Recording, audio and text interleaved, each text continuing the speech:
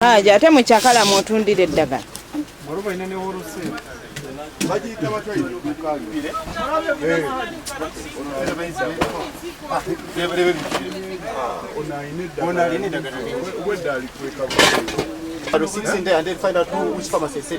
During the enforcement operation, over 35 drug outlets that were found not fulfilling our compliance guidelines were closed, and from these we recovered over 150 boxes of assorted medicine worth over 37 million Uganda shillings.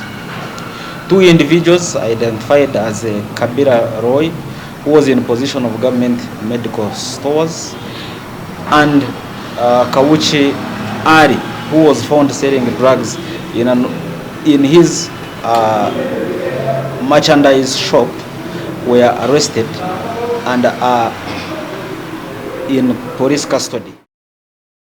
Download the app on App Store or Google Play Store now. Vision Digital Experience, the future of media.